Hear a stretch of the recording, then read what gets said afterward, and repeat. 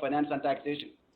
And we have, along with other eminent panelists, I think they all agreed to our honorable minister's invitation to join us, and we welcome you very warmly.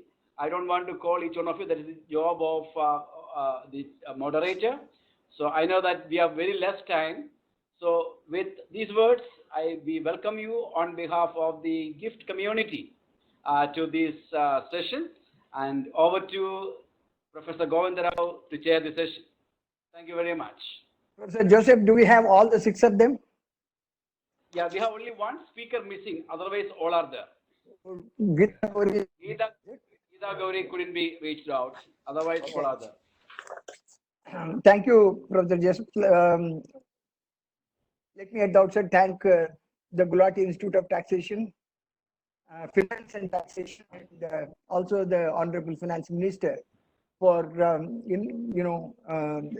requesting me to be a part of this very enlightened discussion. I must say, I've attended the morning sessions, both the sessions, and learned a great deal from them. Today we are going to be talking about the finance, what Dr. Joseph said, the interim report, but I think it is not the interim report, it is the first report of the Finance Commission, because there is nothing interim about it. This is the final report for the first 1 year. Now, the events subsequent to the presentation of the report has presented a very clear picture of the state finances. The Finance Commission's report itself, when it came, was not too sort of disadvantageous in many ways. But at the same time, if one looks at what really has happened,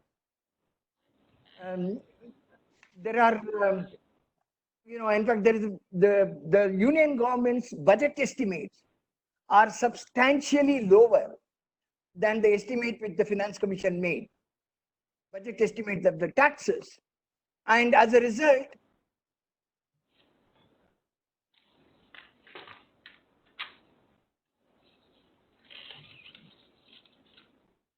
audio got muted. What happened? Hello, audio got.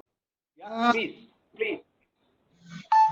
Well, first of all, thanks to Gift and to Isaac for having this. I was there in the 2 sessions in the morning, and there are a number of takeaways from those sessions. The first one is, of course, the obvious one, which is that this whole pandemic has thrown all public finances into a turmoil, which you don't know where we are heading towards. And as a corollary from this, that there might be an argument to redo budgets. And if you go to redo budgets of the center and the states, then it makes sense that the Finance Commission's term also probably would be extended. And I think that's the context that we are in. Now, since this particular webinar is really, and the way we are conducting it is because of the pandemic, I think the first thing I would like everyone in this who's joining us to acknowledge is that somehow we have converted an occasion, a pandemic, into a sort of scare that people are too scared to even think of what's going to happen. And there is really no, as I think it was Hasib who said it in the morning, there is really no trade-off between life and livelihood, We've got to actually think in terms of where we are, how do we actually drive taking both of these together into account.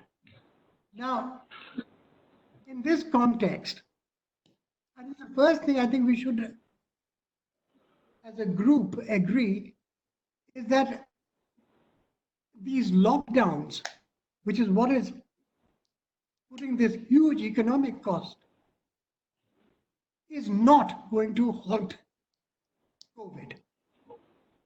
All that it can do is to flatten the curve. And in certain cases, that flattening, at least as measured by the number of active cases, that is, the hospital burdens. In certain cases, Kerala being the best example, the peak has been reached and the active cases are coming down. And there are other states like Tamil Nadu and even a state like Chhattisgarh, this is true. And certain other states are coming fairly close to it. So I think whereas there are others, of course, who are far from it. So I think the first thing which comes is that states will have to handle this situation differently.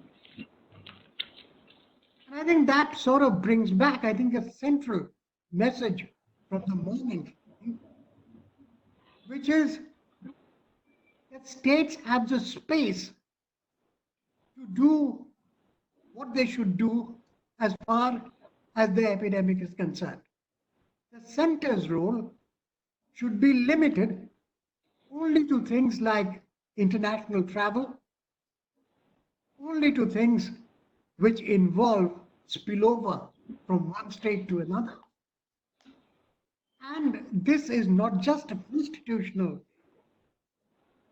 responsibility of the states, it is the only way of dealing with COVID. And I think that message has to be there because, as I think a number of participants in the morning made out, that if we look at it simply as a national problem, it's calling out for a financial emergency. And that would be the good disaster. Now, having said that, I think it's important to recognize some dimensions of this issue.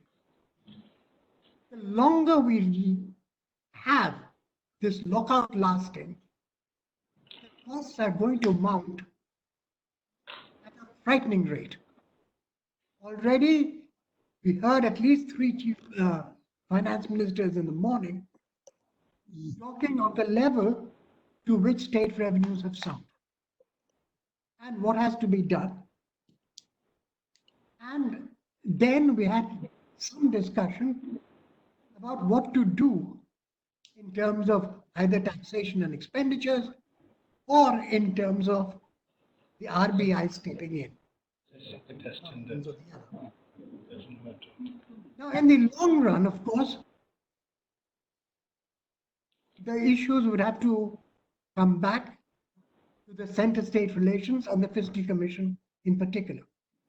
These short-run issues are important, will remain important, and I think there, at least in the short run, till the Finance Commission knows exactly what its term is it going to be extended? I think something must be done for the states to find independence on how to deal with the law, how much to let or not. And second, how to find the resources, whether it is in terms of just RBI ways and means or a substantial increase in the FRBM limits. I would certainly prefer this year. The second, or that the government of India takes the RBI financing and actually meets in substantial measure at least what the Finance Commission has awarded for this year. But that would still be not enough. I think the minimum number which was thrown around was a fiscal deficit of the states being around 6% rather than 3%. That was.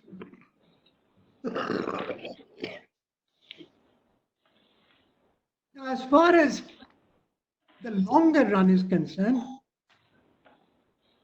I think it also shows up the importance of areas such as health, where if something goes wrong, the disaster relief mechanism is simply not big enough or designed well enough to deal with it. And secondly, I think, as again a number of speakers in the morning pointed out, and this is very relevant to the COVID experience, that the states themselves have done very little to ensure that the benefits of decentralization goes down to the panchayat level, which is where, finally, if you're going to look beyond the ventilator of the ICU, the whole problem will have to be dealt with. I mean, Kerala is an exception, of course. Now, I think, at least in this first round, what I'm saying, I would say that these are the messages which I would walk from this room.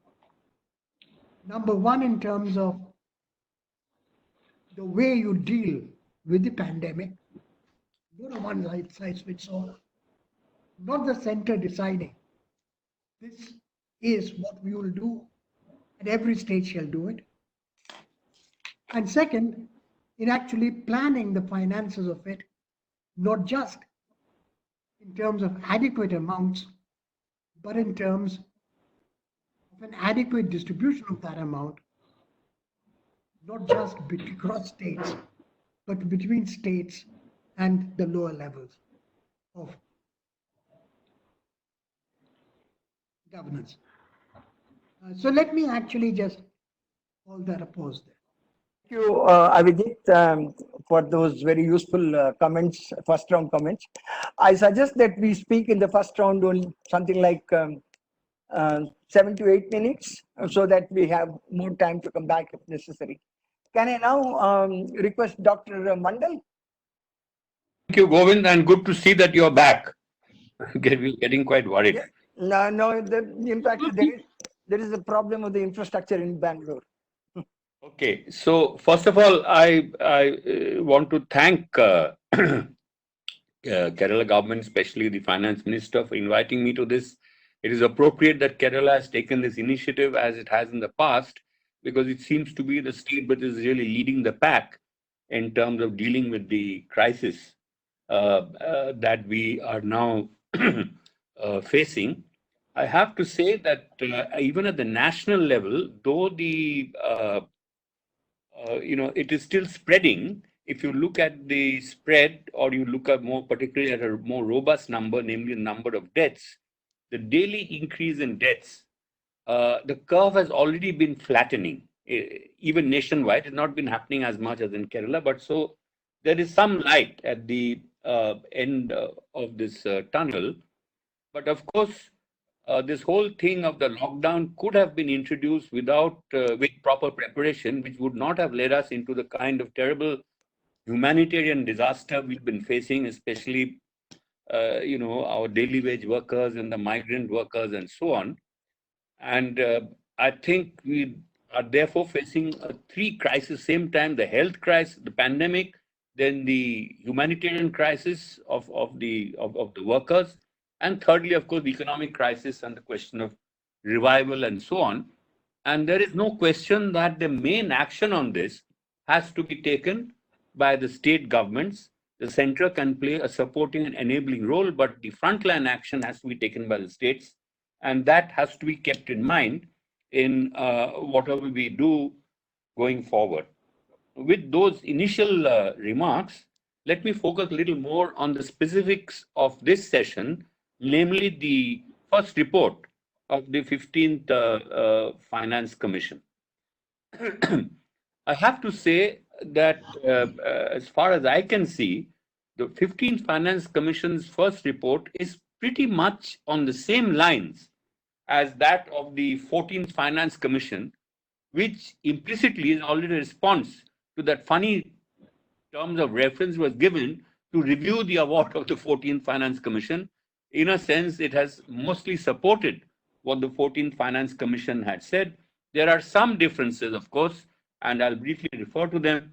The 1% reduction in the devolution from 42% to 41%, which Dr. Isaac referred to in the morning, is mainly because Jammu and Kashmir and Ladakh have now been taken away from the group of states, and that the allocation of them has to be now come out of the central budget. So that is mainly the rationale for that. As far as the devolution formula is concerned, again, I find that that is pretty similar on most items. If you appropriately real, for instance, they have forest plus ecology. We had forests in the 14th Finance Commission. Then the population part was split up into two parts earlier. It is now combined. If you look at all that, really the main difference is a 5% reduction in the income distance component from earlier 50% in the 14th FC to 45% now.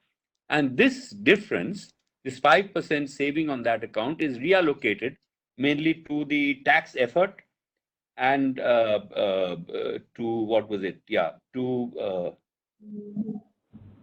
one other small item which is escaping my mind just now. Yes, the forest and ecology thing has been raised by a little bit. So by and large, my point is that it is pretty similar. And if you look at actually the final outcome in terms of devolution, the differences for individual states is really marginal. It has increased in the case of most states. It has marginally declined in the case of a few states. The only big change, meaning more than 0.5% difference, is in the case of Kerala, where it has gone down by more than 0.5%, and an increase in the opposite direction, about 0.69% in the case of Maharashtra. So barring that, the allocations have been pretty similar. But getting on to what is really important, and which is what Abhijit was mainly focusing on now, the award of the first report, and of course the budgets of the central government and the state government, which took that into account, are now completely out of whack. They have become completely outdated as a consequence of the kind of shock, economic shock that we have received.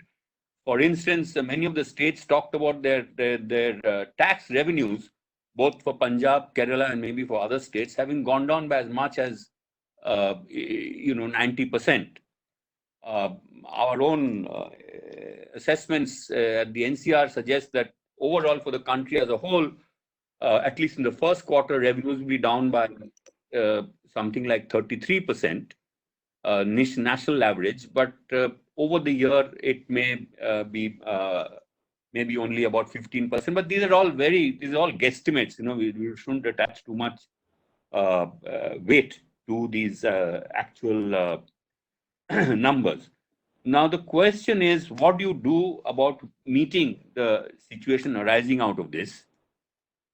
Clearly, there will be these budgets need to be reworked. Asif Drabu in the morning mentioned his great concern, which people would share, if this required declaration of financial emergency. But I don't think that requires a declaration of financial emergency at all. In the past, budgets have been revised. There have been interim budgets and so on.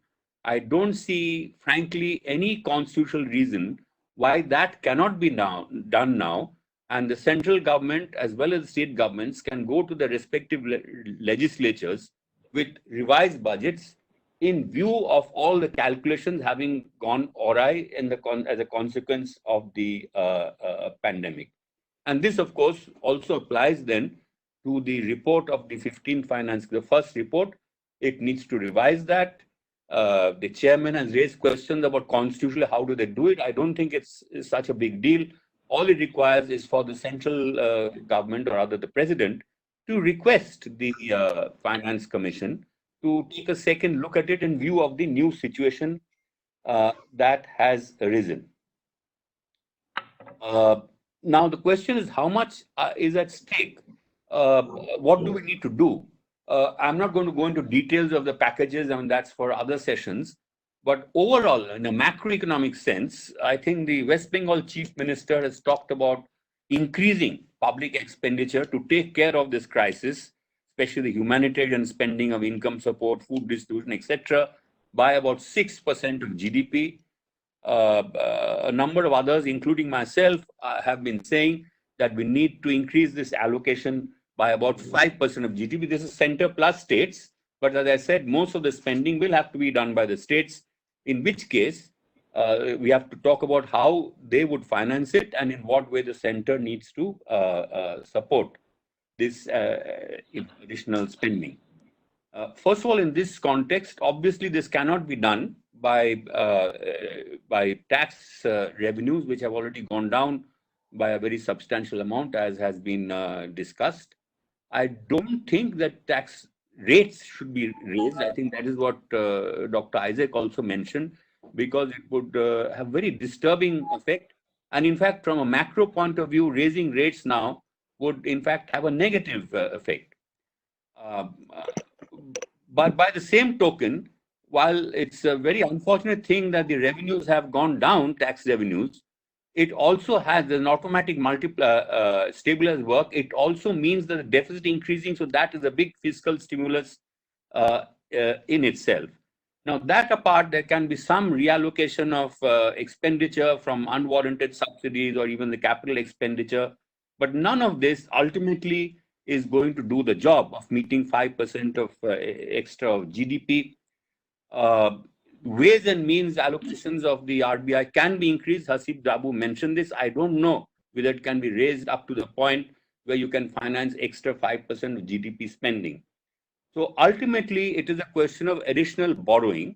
And this will mean, and this is directly relevant for the terms of reference of the Finance Commission, that the existing FRBM limits and so on will just have to go.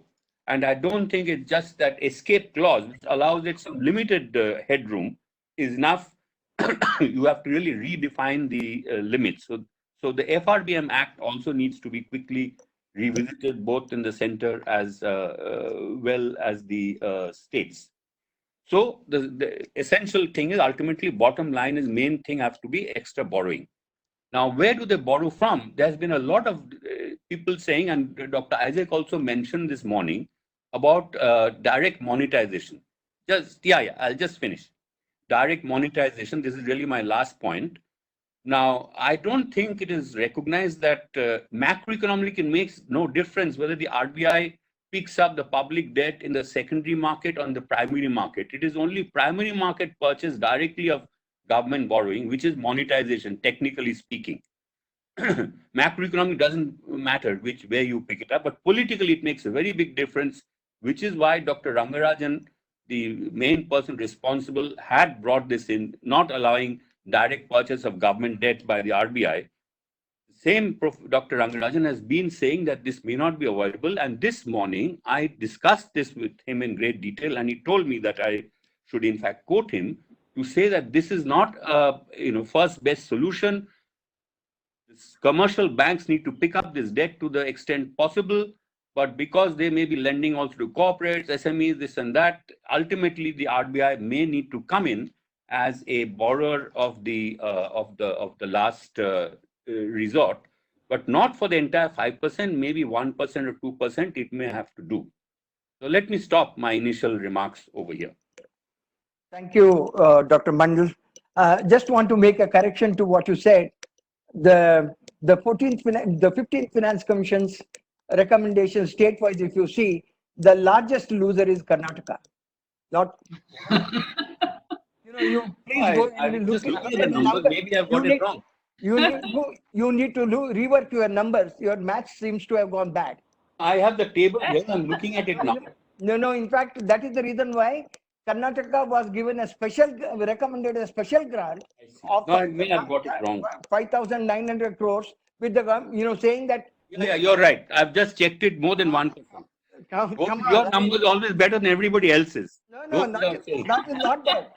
No, it's not because You're correct. You're quite right. It's not belong to, and then unlike in the case of Kerala, Karnataka doesn't get any sort of revenue deficit grant. Yeah. No, your point is valid. I take it. Everybody loses. But anyway, let me just move over to Rajesh Kumar. Are you there, Mr. Rajesh Kumar? I'm there. Good afternoon, everyone. I'm honored to join a group of eminent economists to discuss the first report of the 15th Finance Commission, the first year's report. From the administrative perspective, as a Finance Secretary Kerala, I would like to touch upon some, very bottom line type of issues that we are experiencing right now in the face of the pandemic. Now, I would have you also realize the pandemic that it basically dries up state revenues on the one hand, while on the other it also puts an additional burden on the states in the form of additional health expenditures as well as additional expenditures on various social security measures. The result is that the only way to sustain the social safety net that we have to ensure at least a minimum cash payment to the vulnerable section of the population and to provide free food grain to them. The only option was, in our case, to front load a lot of our open market borrowings for the year at a fairly high cost to ourselves. But that is just as an introduction of what we are facing. Now, coming back to the 15th Finance Commission's first the vertical and horizontal devolution, which is the core of the Finance Commission's recommendation, to the extent that it affects Kerala and as far as from Kerala's perspective. Now, the key issue here is that the vertical devolution that happens, which is marginally brought down from 42 to 41% for perfectly understandable reasons, creation of union territories in J&K. The issue there is primarily for us that the way the government of India has been particularly increasing the petroleum cess, the additional excise duty on petrol and diesel, as well as the road cess. In effect, what they've been doing is that the entire windfall gain from the crash in the international oil prices is essentially being preempted, the benefit to the government of India, and it is also in a way preempting any benefit to the state government because that particular the basic excise duty doesn't change. The rest of it obviously is appropriated directly by government of India.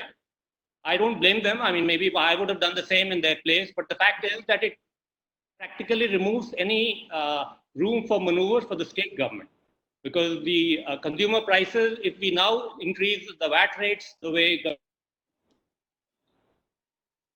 obviously we would be blamed by the consumer because the retail prices will change.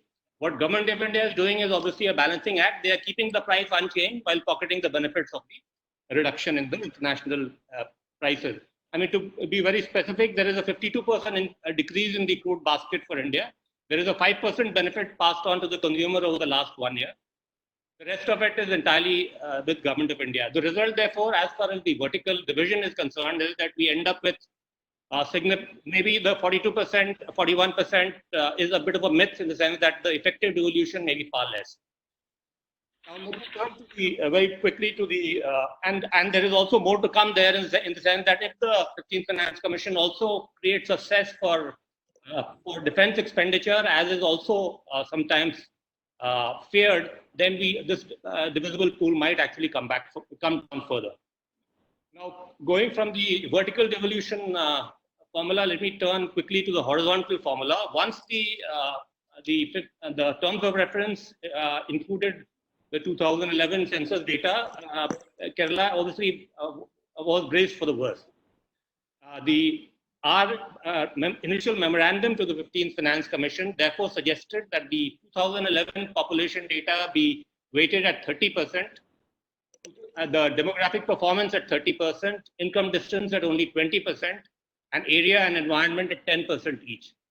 What actually happened, obviously, the Finance Commission obviously has to take a broader national view. They've gone along with the previous, the trend in the previous Finance Commission recommendations. They've weighted.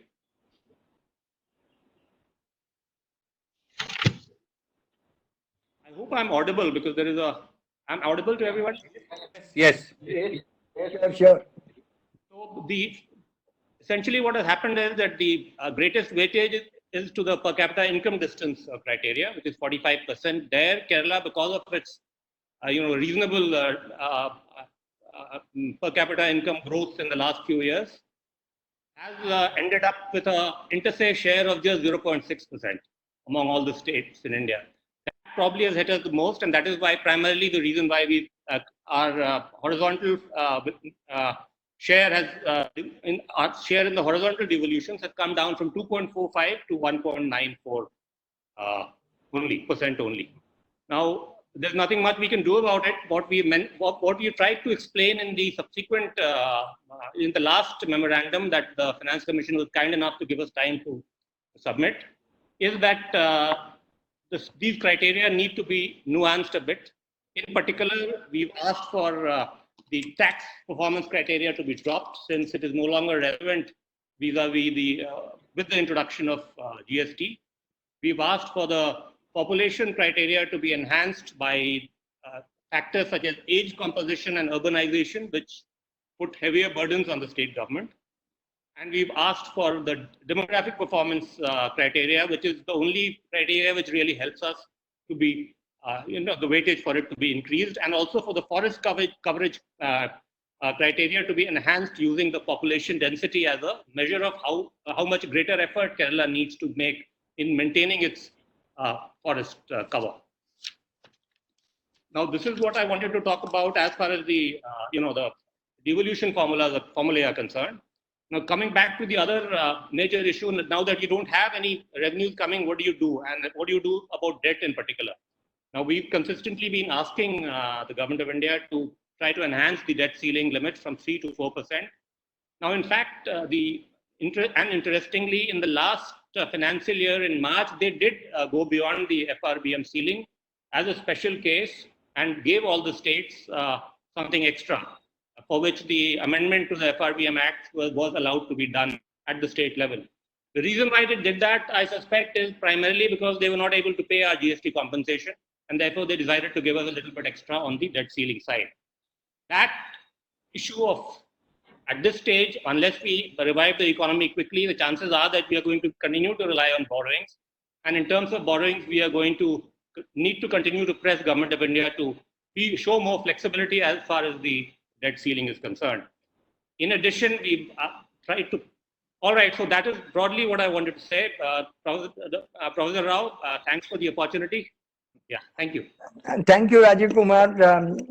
Given the fact that there are quite a few speakers, and then given the fact that we all have to have a lot of ideas to share, I'm afraid that we had to introduce some hard budget constraint to the speakers. Let me now go over to Dr. Geeta. Geeta, welcome. Thank you. Can you hear me? Yes, I can. Yes. Yeah. I'd first like to thank the Institute for inviting me, and my special thanks to the Finance Minister of Kerala. I heard the morning session. It was extremely interesting. I would have liked to continue longer, but lockdown and walkout affects my household also, which doesn't leave me much time for most things. I'd like to, having heard the discussion in the morning, which was by people who are very well informed in the area of state finances and the devolution between the center and state, there is also another issue that I would like to come back, which I did make a presentation to the 14th Finance Commission and which got taken up then also. This is something that the first report has dealt with the first 15th Commission report has dealt with very extensively. And let me go into an area I'm very comfortable with, things that deal with regulatory commissions and especially my first love, which is the electricity sector. And in the morning, as was stated by the finance minister, it's going to be a financial emergency, God forbid. And this is something we just have to relook at it. And while most of you have talked about what are the sort of finances you can also get in the process of the devolution of the center and state, at the 14th Finance Commission, Dr. Reddy had just asked me to speak about what the electricity sector could do, and I got someone to do how much of subsidy would be involved. And what I'm going to say is not something very specific to Kerala, but which is something that could be done because it would be an area of redesigning which would help the state finances considerably. That is in terms of looking at what has happened in the electricity sector, which I think because the 15th Finance Commission report had a huge section on it, it's a very detailed part that has been done. It may be worthwhile taking a look into it. And as usual in the present model that we follow, it's a question of subsidy and cross-subsidy. But some very interesting developments have taken place. The load curve has got flattened. The load curve has got flattened, not because of anything great, but there are a lot of industries which have either left because, and they're going to not pick up again because there's a lockout, and they've also gone in for what is known as captive generation of their own.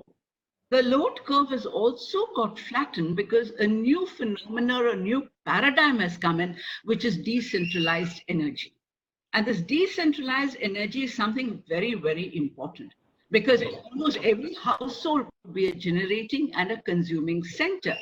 Now, taking these two into account and looking at what is the situation, I think we may have to start redesigning the entire model so that what happens when you have decentralized energy and solar energy competing with thermal energy, especially power of coal, maybe it is important to try and get back the industrial sector by saying that we're going to offer extremely only the fixed cost rates and not include the variable costs. I mean, this could be a drastic situation, but this is sort of post-COVID situation that I'm talking about, because electricity also has to play a very major role. And in the question of the agricultural sector, which is a very important area, there has to be, again, a look at decentralization taking place, especially where there are plantations. For example, I know Andhra, if you go into the area where you're fruit growing, then one could think in terms of much more definite changes. And Maharashtra has done some very important things there because they have these transformers on each of the distribution centers and trying to control. Given the fact that we have a very limited time, and also because of the fact that we are looking at different paradigms that are coming into it, perhaps the state sectors, apart from looking at getting more funding from the center, which very unlikely, the three sectors are all concurrent, they're state subjects: health, electricity, and I think education also. There has to be a redesign in terms of seeing how it can be managed on their own, to become much more self-sufficient than relying for subsidy and the payment for it. And we've had so many of these Uday schemes, nothing is paid off. And there has to be rethink also on the regulatory commissions and what their role is. The electricity regulatory commissions and what is the sort of positions they would take, and whether we can redesign the sort of power sector unbundling to look at it differently. I'll stop here because I know Govind Rao has got a little restless looking at his watches, but I still think it's an important part of it because the first report also has a lot on the electricity sector, and I will not cover or take up more time and leave it to others to take it up. Geeta, I was only looking at the watch. I mean, your time is not yet up. If you want to carry on for a couple of more minutes, go ahead. No. You're being nice to me because I'm the only lady in the panel, but or No, I'm a no. old friend. No, actually, You may like to adjust your camera. the camera. Anyway, I don't know. I can see myself. What do I do for the adjustment? no, anyway, we'll come back. If necessary, we'll come back later then. Yeah, let's do that. Huh? Can I now ask Pinaki? Pinaki, are you there? Yes. Why don't you speak for 10 minutes?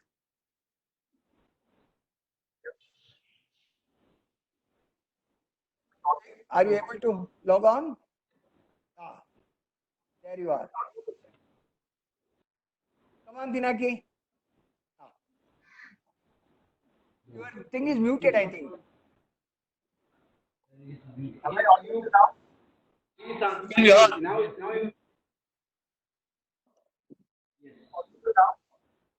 Yeah. Audible. Right.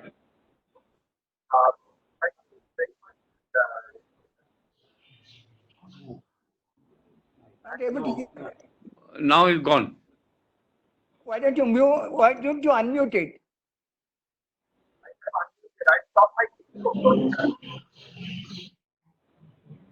Hello? Yeah, switch off the camera and speak. Yeah, now you speak.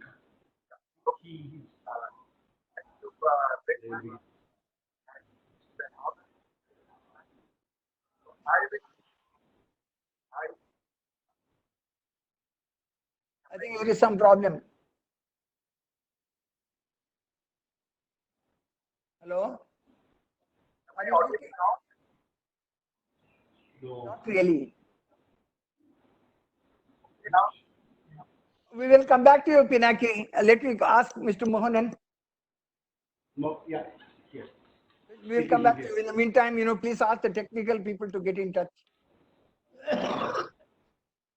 Thank you, Chair. I'm thankful to the Gulati Institute and Honorable Finance Minister of the Government of Kerala for giving me this opportunity to join this eminent panel.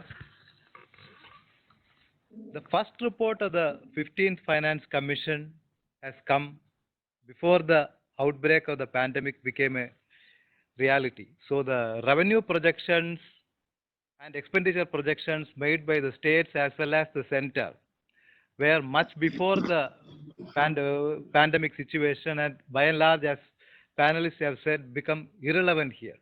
Now, the question that is staring at us is whether the 15th Finance Commission should get more time than October 2020 to submit its report.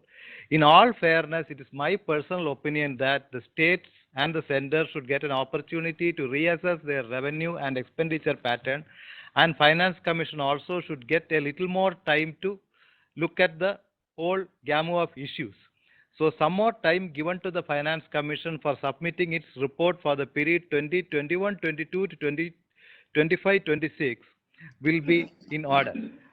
There is also a need to have a total relook at the FRBM fixations which the successive Finance Commission since the 11th have been having. 14th being a welcome change, that the states should not be compelled to adhere to FRBM targets like 3% of GSDP, which has become totally unrealistic in the post-pandemic situation. The whole philosophy behind the FRBM Act has come into question because the states' withdrawal from social sectors have had cataclysmic consequences in each and every country across the globe.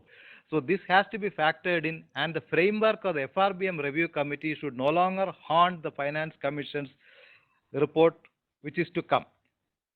So this is the first and foremost plea. Now the demand and supply side disruptions have come in a big way. For a state like Kerala, the consequences are going to last much longer because Kerala is a remittance dependent state, and almost 14 to 50% of its GSDP comes from remittances, mostly from the Gulf Cooperation region countries. Not only that, remittances are going to ebb.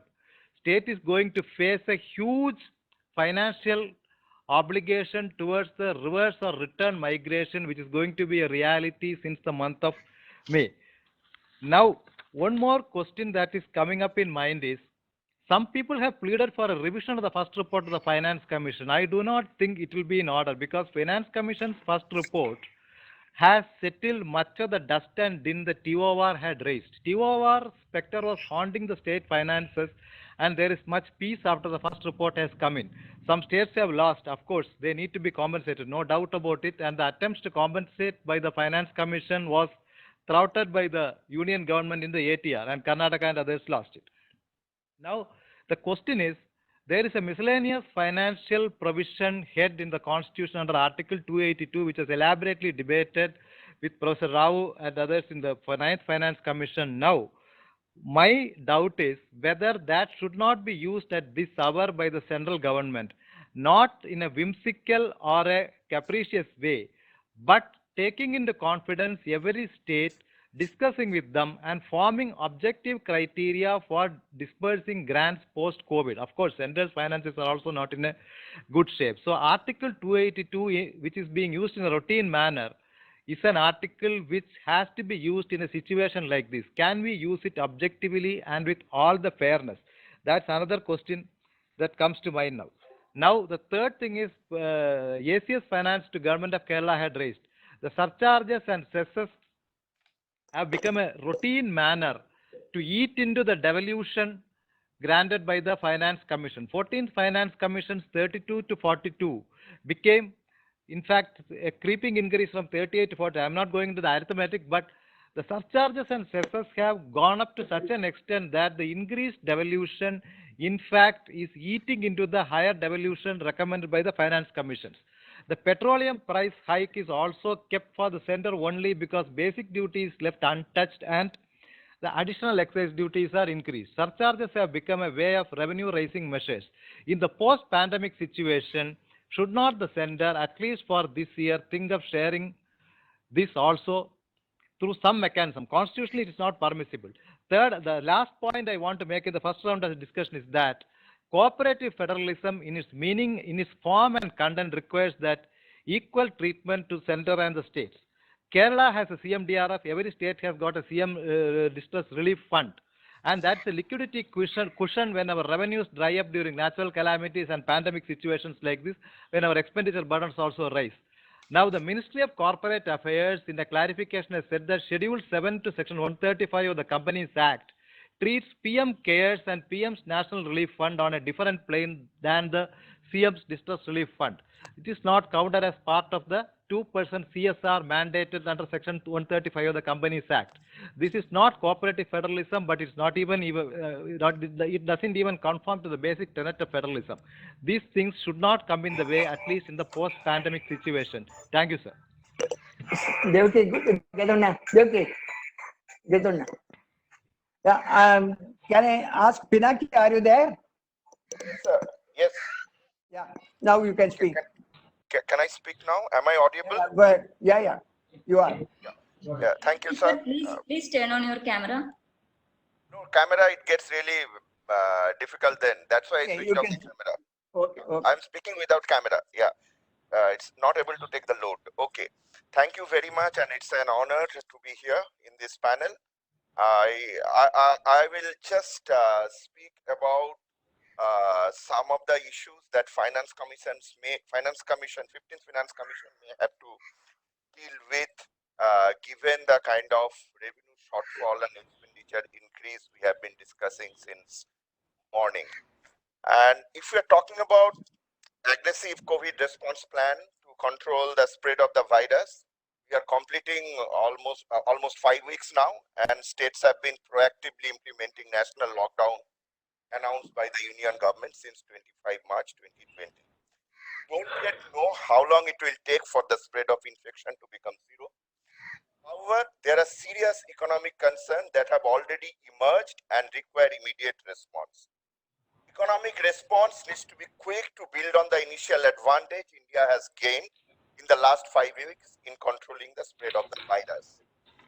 Response, in my view, needs to have 3 components, and for which we should go to the Finance Commission. I think we need to discuss. There is immediate response, there are short-term response, then medium-term and a long-term response.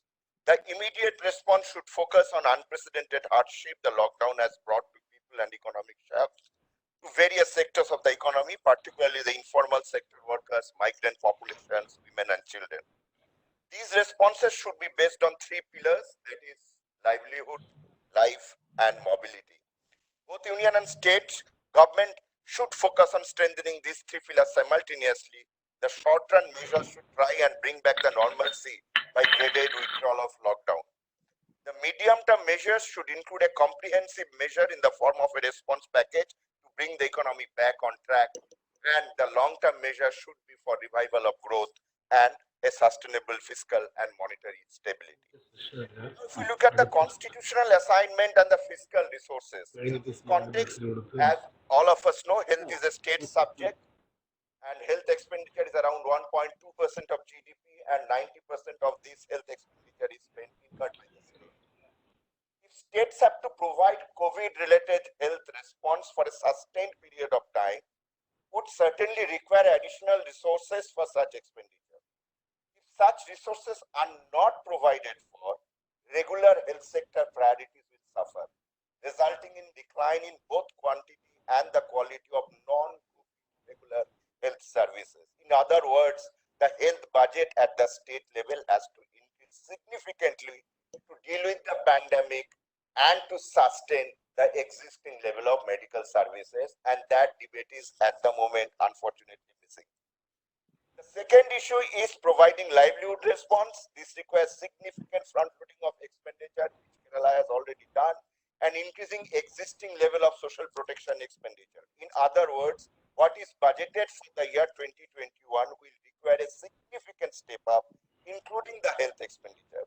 In the first session, it was argued that new budget should be presented by both and states. I think financial emergency is not something that we would like to have. I think we also should not create panic. So if you want to increase expenditure, I think it can always be done through supplementary demand for grants. Third issue that I wanted to highlight is the government at the union and state level together need to provide a comprehensive response package of economic recovery, which existing budgets do not provide. The real question is, what is that number that one needs to target, and what the finance commission can do. And just briefly talk about finance commission's role in this. We are hearing about a V-shaped recovery mentioned by ex-RBI Governor Dr. Subbarao day before yesterday. RBI has said that India will bounce back in 21-22 with 7.4% growth. Hope that happens. Meaningful socio-economic response would require fiscal resources. Let me give you some macro numbers here and evaluate what FC estimates would mean in this context. IMF has projected India's GDP growth rate at 1.9% for the year 2021. Some estimates done informally, I was told by EPW Research Foundation, they have projected a growth which is negative. Now, nominal GDP, that means may decline in absolute term in the year 2021. Compare this with what FC has assumed. It is 11% nominal GDP growth rate. Based on that, all the taxes have been projected. And as Dr. Rao mentioned in his initial remark, the government's budget estimate of revenue is much lower than what Finance Commission had projected. If we take 4% as the inflation target, the growth shortfall in that case, what IMF has projected in the year 2021 itself becomes 5.1 percentage point. Some quick estimates of this, just this reduction in growth, gave me a number which is around 2.5% extra fiscal deficit for the center. So in that case, what is the center's fiscal deficit? 3.5 they already have budgeted, 2.5 extra, it makes it 6. And similar increase if we assume at the state level, so total fiscal deficit goes up to around 11% of GDP. This level of deficit is just to maintain the existing level of expenditure, not any additional expenditure for response and recovery. Quick estimates also show that many state GSDP may go into a negative growth rate. So in other words, what we are talking about a large fiscal gap. Now what can be done? What are the options then before the FC? To start with, FC need to re-evaluate its assumption about GDP growth and work on a mechanism to finance this large gap in resources in its main report and have following suggestions. Focus on revenue expenditure. It is time to slow down new capital expenditure to make existing resources available for response and recovery for the rest of the current fiscal year. So it does not make additional resources. So it helps reprioritizing from revenue to capital. Now this has implications. States can argue in that case for a new FRBM framework that can accommodate this and should not be penalized for having a larger revenue deficit. So, or having not having a revenue deficit as a norm. States should not be penalized. Allow states to borrow more. This has happened in the past. During the global financial crisis, states were allowed to borrow up to 4% of GDP for first year, 0.5, next year again 0.5. So states can argue for a higher deficit now, a level of deficit now for this year. What that level would be, I think it should be extra 2% of GSDP. 42% has become a meaningless number as the divisible pool has shrunk very significantly and will shrink further. In a recession and in a depression, arguing for a certain percent of the revenue or increasing the vertical share may not result in significant increase in resource flow to the states. I would rather ask for specific grants for COVID response. Maybe a joint memorandum by the state in this regard, the Finance Commission can help. The incidence of COVID is different in different states. Socio-economic response will also have to be different. It may be possible for the states to argue for creation of a COVID response and recovery fund by the center. From this fund, states probably can borrow over and above the FRBM limit and has to be a longer maturity one for repayment. Basically, I am arguing for a soft loan. Borrowing can be approved by submitting specific plan for recovery. Details of the management of fund can be worked out in consultation with the state government. Finally, it's an important point that interstate migration and interstate quarantine are in the union list, as was mentioned by Dr. Isaac in the morning. In other words, states are performing central function. It's not probably time to debate about the functional place and airspeed expenditure between union and state, when effective response is the need of the hour. But given limited resources in the hands of the states, states have been trying their best to deal with the pandemic. We need to emphasize that additional resource handle will have to be made available to the states for effective response for the sustainability of finances and bringing back the economy and on track and for livelihood security. Thank you very much. Thank you, Pinaki. Now let me make, since I was not able to speak my 10 minutes, let me just make some interventions. Hello, am I audible? Yes. Yes. Yeah, I'll just make some 4 points. Number one, it's, in terms of whether it belongs to the central domain or the state, it's a confused area. Public health and public order are the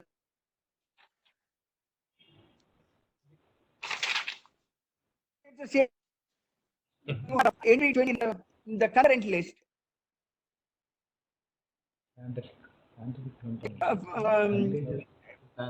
From the state of from one state to another of infectious diseases and contagious diseases, which basically implies that under the concurrent list, the center has the power to intervene because there is an infectious disease which is which is contagious, and but that is one of the reasons why the states actually intervened using the Epidemic Diseases Act. The center came with a much more draconian Disaster Management Act and then actually took over and centralized the entire powers, and there was a lot of discussion in the morning that took place. Now on the 15th Finance Commission's recommendation itself, now as I mentioned, if you look at the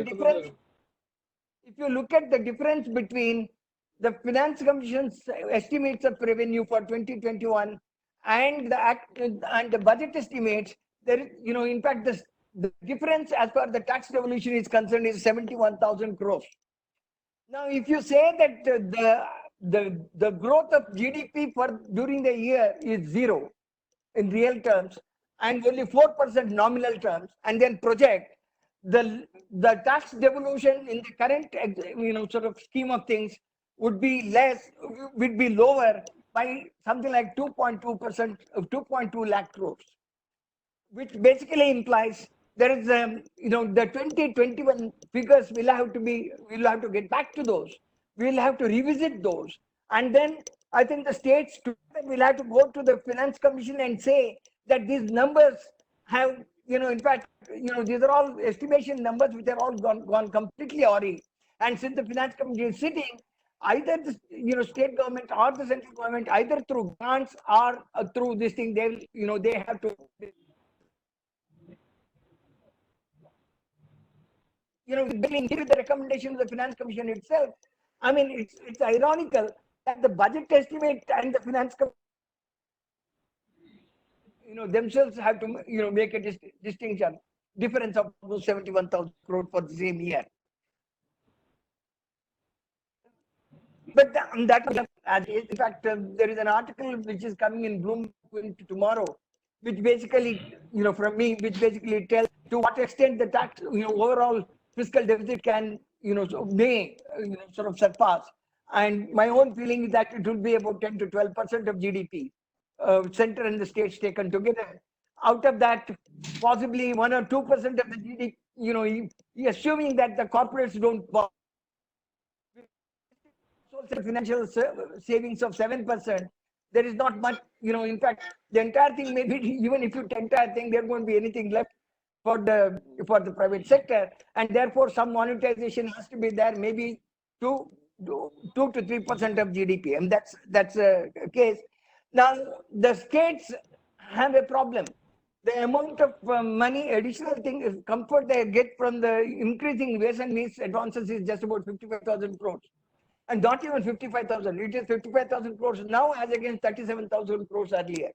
So you do have, there is very little of additional money that is available from there. And therefore, and then of course they have much more expenditure to incur. Therefore, it is imperative that, they have to revisit. The increase in, taking the escape clause is not going to help. Now, this is something which the government of India has to take up.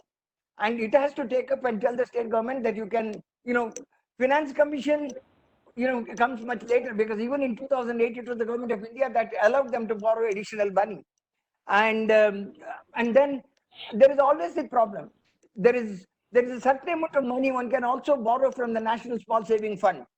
But the interest rate on that is 8.5%. Now, that's a much more expensive way of borrowing.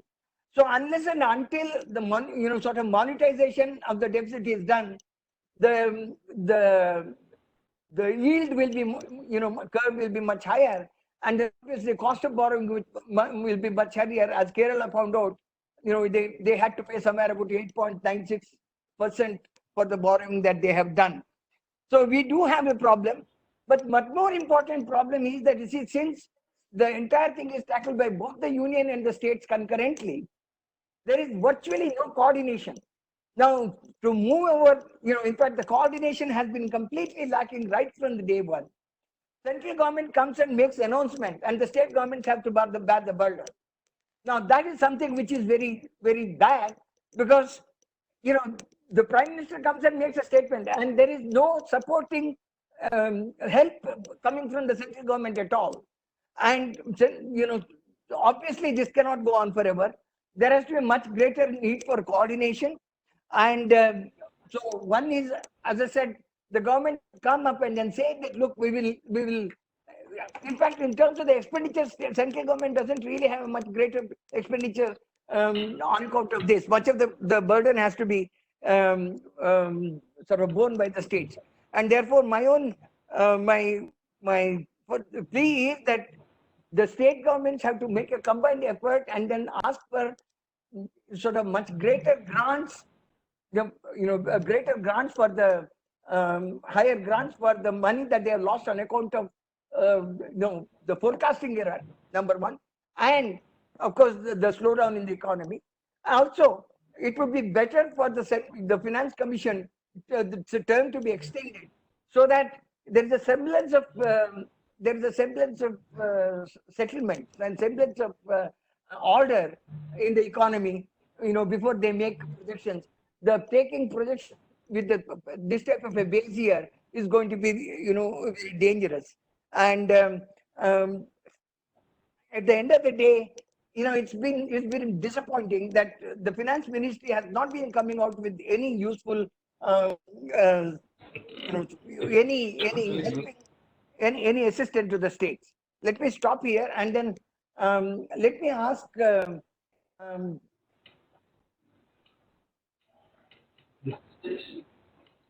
Abhijit, what do you think are the ways in which you can do the better coordination and See, I think Abhijit, are you there?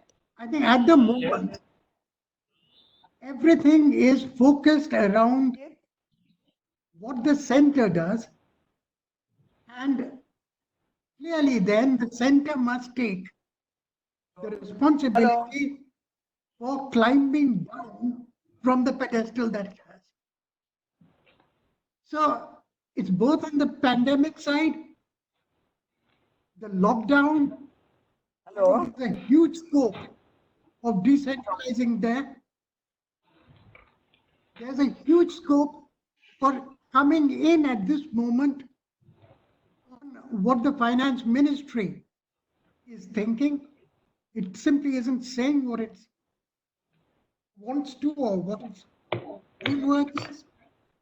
And I think it's important for the finance ministry, if nothing else, to delegate some of its thinking to the Finance Commission by the sort of letter it requires for the Finance Commission to reopen all these issues.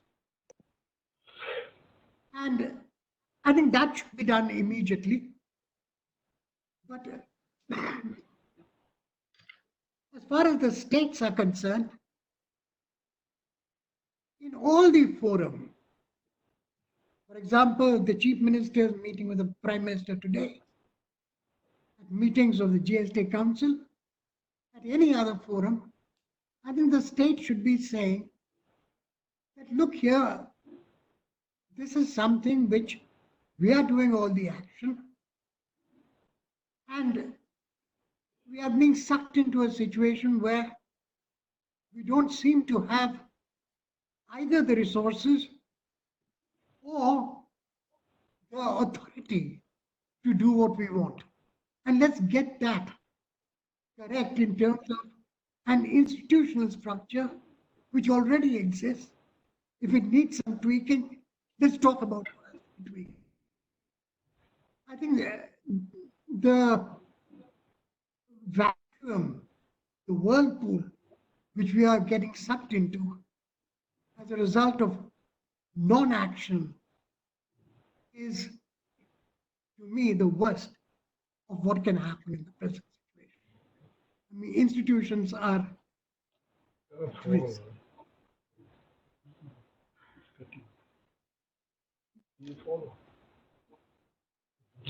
Finance ministry should not think for all the states. The thinking should be delegated to the finance commissions. States should tell that they don't have the resources to take up this thing.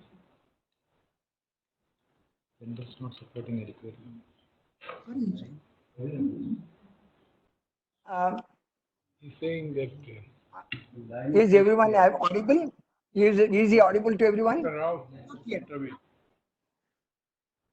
Yeah. Sudipta, would you like to come in?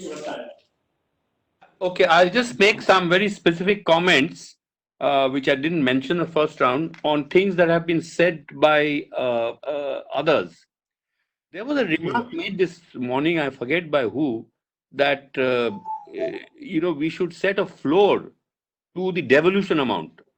I don't think that is something possible, because the devolution is a share of taxes, whatever it is, whether it is 42, 41, more, less, but it has to be a share of taxes. So setting a floor to devolution amount, I think, is actually seems to me like a contradiction in terms, and that cannot be done. If the center wants to extend financial support, additional financial support to the states, quite apart from giving them more headroom for borrowing, then someone again mentioned something like a COVID-19 grant as a special grant. In its next report, whatever you call it, revised report, second report, whatever, after it hears from the president at the instance of the finance ministry that it should revisit all these questions, it can consider giving a COVID-19 grant of the of the scale that is required for financial support, its own financial support to the states, apart from giving them more headroom, because all the action is taken by the states. They will, it's not the center that is going to do anything. Now, one remark I think that is quite important in response to what Pinaki was saying. You see, I really think we should stop any discussion on these ludicrous projections of the International Monetary Fund, which other multilaterals also been using. I mean, I don't know where they're coming from when they talk about some possibility of positive growth. We all know that there's a very severe negative shock, and there's no way that we can avoid a very significant recession. Various calculations based on our respective assumptions will vary. Our own group at the NCER and along with NIPP, we do some macro work. We are looking at an annual decline in GDP of between 17 to 15%, because it's going to be a 31% decline, probably 33% or so in the first quarter.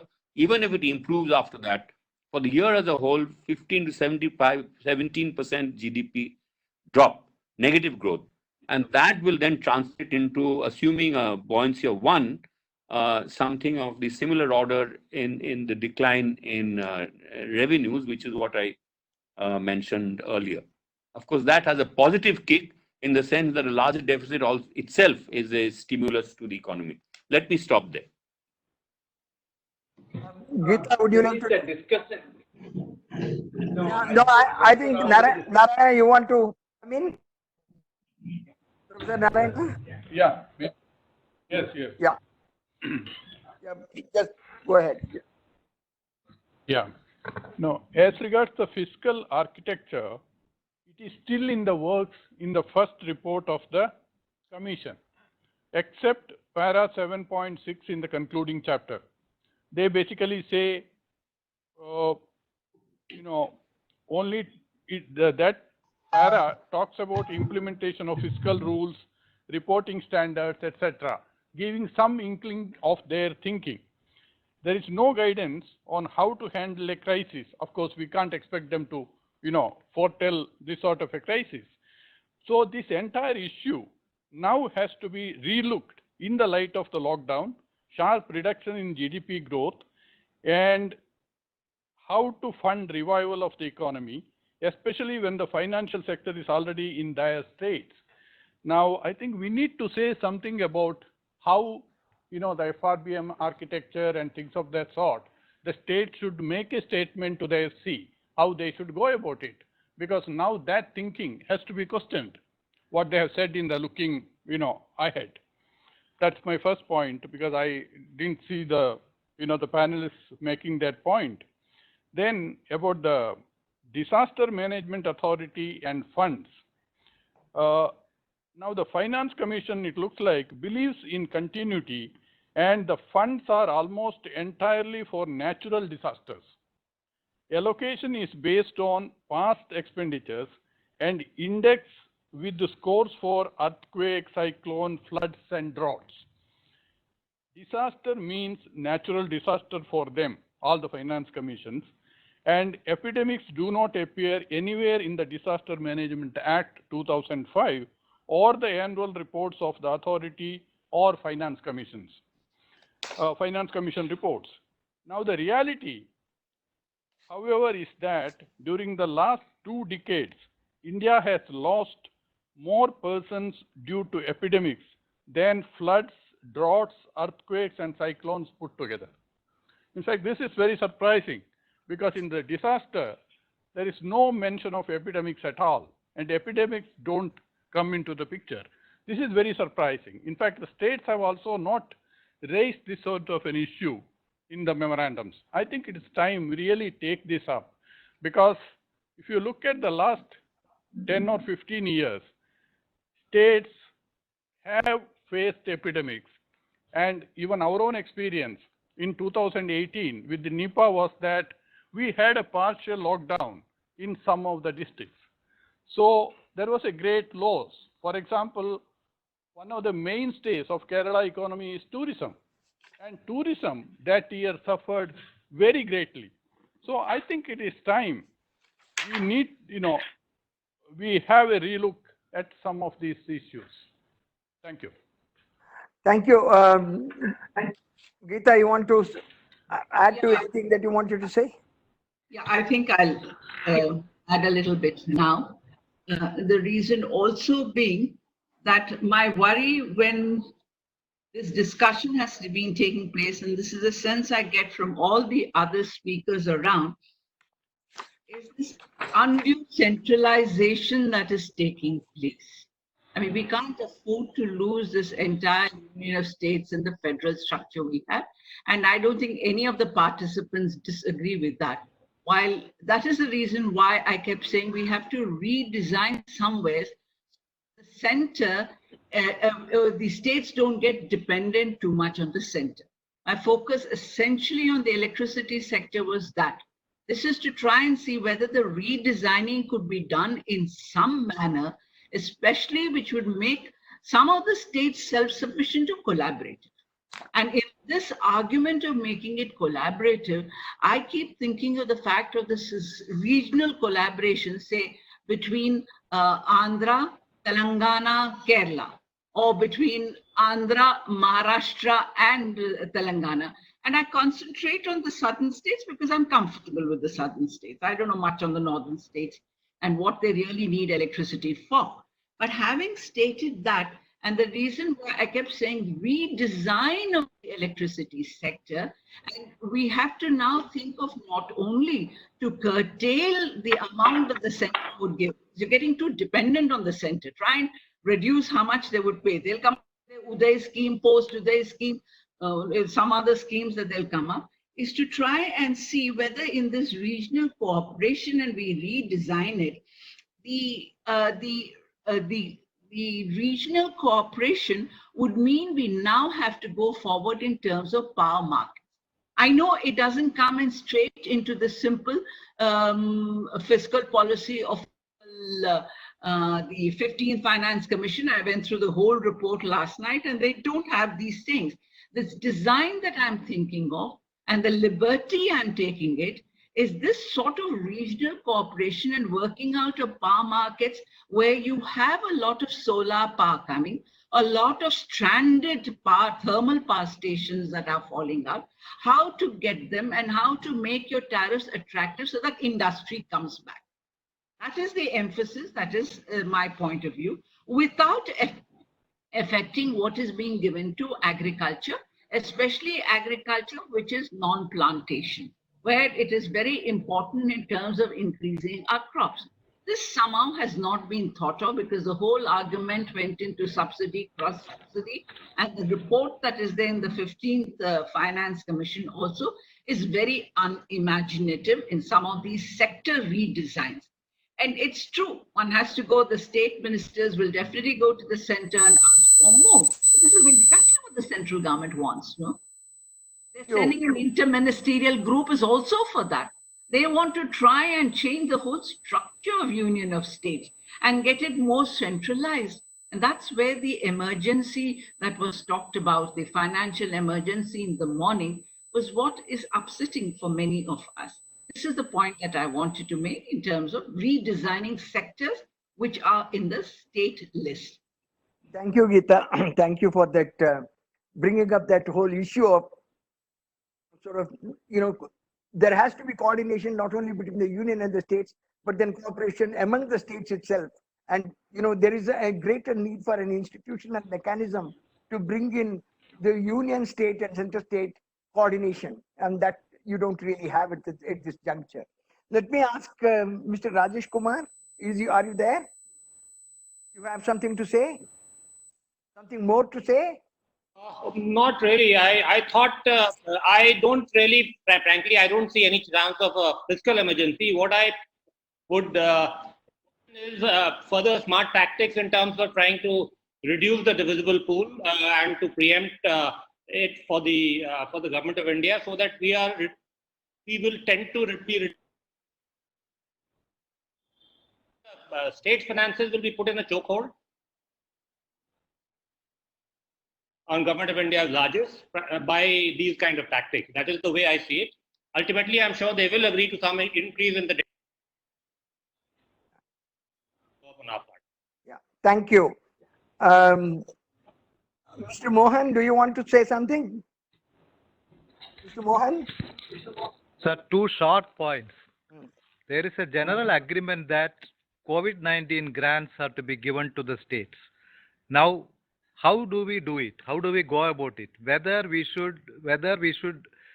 president should give an additional terms of reference to the finance commission to make an assessment and do that, and we should wait for that long, or these miscellaneous financial provisions under Article 282 can be requested by the states, but with a caveat that it is distributed objectively and not as a gratis.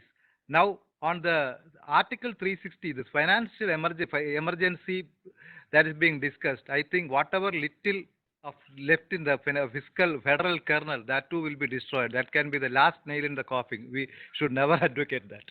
So, thank you. Well, Just one comment. Yeah, go ahead. I think definitely we should have a COVID grant, but not by the finance ministry. I think it was Sudipta who suggested it should be through the finance commission itself. An additional terms of reference immediately to be given because of unexpected circumstances that exist today. That finance commission decide rather than being given to the finance ministry. Now, I think, there is only 1 minute left, 2 minutes left. Let me just state that there are two important issues that, this crisis has brought out. One is that these crises have tremendous capacity to centralize the powers. And there is a lot of apprehension that it creates. And the awareness of the centralization should lead to a lot more of thinking about these issues, and then basically need to bring in checks and balances in the system. There are no checks and balances in the system. That's one of the major issues that we have. Second thing is that, you see, you have, the basic problem of, the errors in projections. It starts with the errors in projection itself. And then, of course, the unforeseen circumstances that come in. Since the finance commission is, sort of sitting, it is important that a new additional term of reference should be given. So the state governments basically will have to lobby with the center to, at the end of the day, center has to decide whether an additional term of reference should be given. They have to, or else they have to go to the president and basically ask for it. They have to put pressure and then get an additional term of reference given to the finance commission to work out the, basically to make the corrections to all the mistakes that they themselves have made, and then to, take into account the serious problem of COVID-19, and then give a, sort of make a, sort of a COVID-19 grant, and then distribute it according to an objective formula which the finance commission can do, and not finance ministry given to itself. It's not going to, that objectivity is something which is suspect at this particular juncture.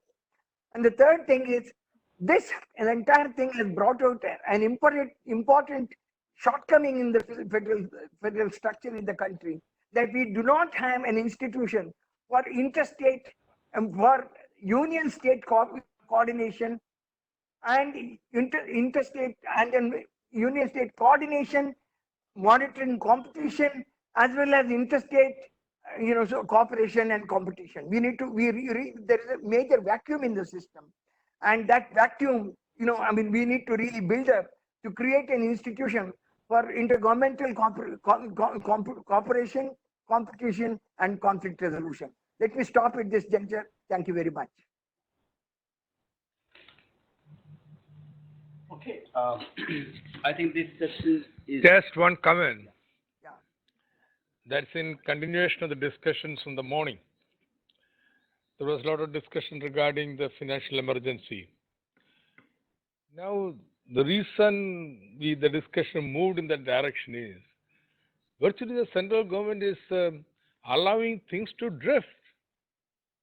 Nothing is being done. Tell me what is being done in the last 1 month. No, it's not They're only giving that. in a new, You see, no, except for RBI.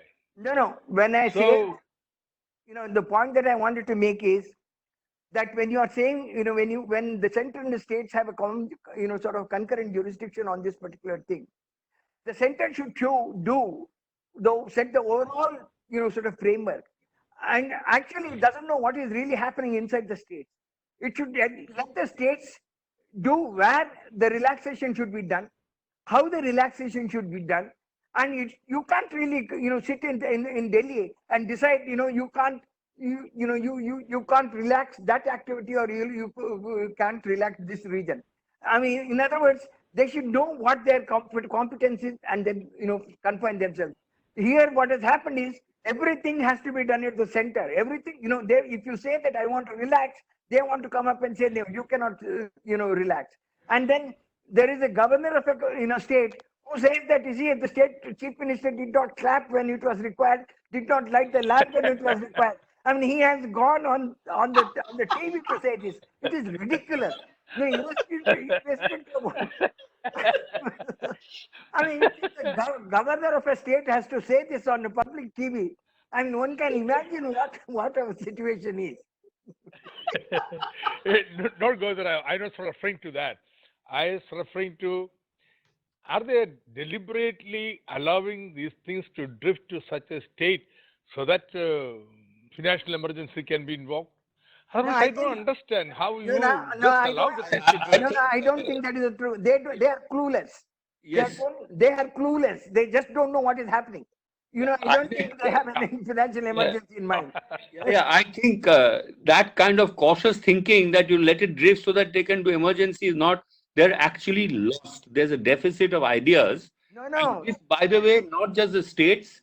Now there's a, the financial markets are beginning to get spooked at seeing what, after Franklin Templeton closed down some mutual fund and so on. We are in a very risky situation, and it's very important for the central government to give signals that, it can be on top of the situation. And by the way, on the center-state coordination, there actually is, as Govind knows very well, there's an institution sitting there, constitutional institution, which is not being used, which is the interstate. It can't be used. It can't be used because it is a part of the Home Ministry. No. You can't have a player and an umpire in the same person. I agree with you, Govind. So that is what the states should now lobby for, that you change the architecture for the interstate council and empower that.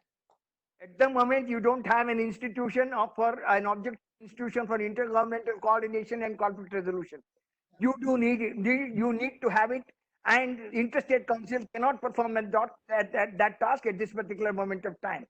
And interstate council, interstate council was, recommendation by Sarkaria committee for that was not to be placed under the Home Ministry and put an unwanted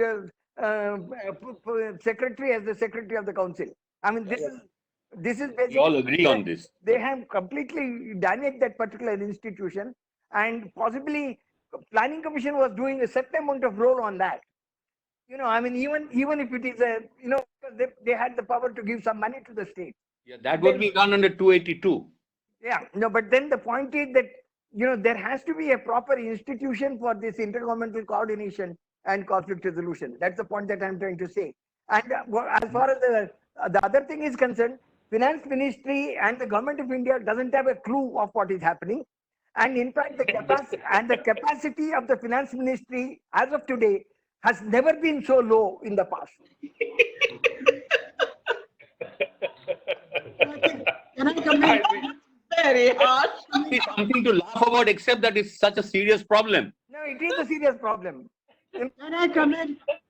I'm sorry. I mean, this is what this is Yeah. my personal view. Yes, Abhijit. Govind, yeah. Yeah. No, Meeting. you made a point. Can I just reiterate it in a slightly different Please go ahead. words? I don't think we face a situation today where nowhere within the government of India is there a body to coordinate between health issues on the one hand and financial issues on the other. Absolutely. It's a sort of thing which the planning commission would naturally have done. No. I think No. I don't agree. You know why? If that is the case, if that is the case, if that is the case, health sector wouldn't have been what it is today. No, you need something which actually works across departments of the central government and across the central government and the states. It's, yes. Without being an implementation unit. No, you might dislike the planning commission. No, I don't dislike anything. The point is simple. The point is simple. State government historically neglected health sector, and the central government came with some palliative and total, and then came with the centrally sponsored scheme called National Health Mission, which is completely, which is completely not trusting the states. Money is given under 2,000 budget heads, and and then it is poorly targeted. Now and then total amount of money that you spend is 1.2% of GDP. A country like this, and historically, there have been so many people who have been saying this, but nobody, neither the planning commission nor the state governments, ever bothered to, ever bothered about the health as a sector which needs importance. Anyway, we'll stop here. Stop here.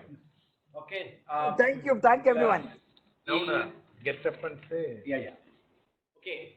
We from Gulati Institute would like to thank the panel. I think building on to the second panel, which coherently made the case for a political unity in terms of parties coming together to making the case for working together. Here there's a very strong and systematic argument for the existing institutional architecture, the Finance Commission, to rise up to the occasion and address the demands of the states. I think I'm all the other recommendations and ideas came out of the discussion, which will be documented, and I'm very sure this will be very useful for addressing the issues, the pandemic and the economic context that we are faced with and moving forward. So I thank the chair and all the panel members. And well, it was a pleasure always having you with us. Sorry that we couldn't offer you a cup of tea. Next time when you come, definitely. Thank you.